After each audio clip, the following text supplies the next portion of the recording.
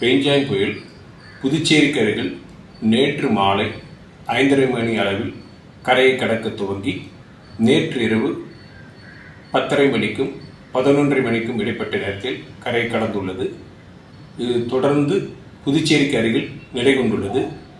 கடந்த 6 மணி நேரத்தில் இது மணிக்கு சுமார் 7 கிலோமீட்டர் வேகத்தில் நகர்ந்துள்ளது. கடந்த 3 மணி நேரத்தில் பெரும்பாலும் நகராமல் உள்ளது. தற்போதைய நிலவரப்படி இது தொடர்ந்து மேற்கு திசையில் மெதுவாக நகர்ந்து அடுத்து வரும் 3 மணி நேரத்தில் ஆழ்ந்த காற்றழுத்த தாழ்வு மண்டலமாக வலுக்குறையக்கூடும். இதுவரை பதிவான தகவல்களின் அடிப்படையில் கடந்த 24 மணி நேரத்தில் 3 இடங்களில் அதி கனமழையும் 6 இடங்களில் மிக கனமழையும் 20 இடங்களில் கனமழையும் பதிவாகியுள்ளது.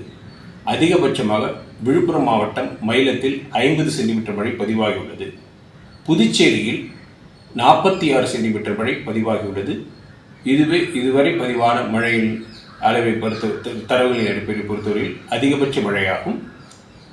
இதற்கு முன்னர் அக்டோபர் மாதம் 31ஆம் தேதி 2004ஆம் வருடம் 21 சென்டிமீட்டர் மழை புதுவையில் பதிவாகியுள்ளது. தற்பொழுது 46 சென்டிமீட்டர் மழை பதிவாகியுள்ளது.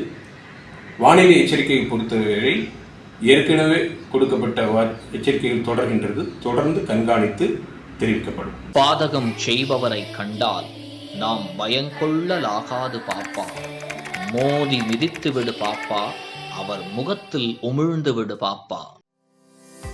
அண்மை செய்திகளை உடனுக்குடன் தெரிந்து கொள்ள இணைந்திருங்கள் இயம்நாடு தொலைக்காட்சியுடன்.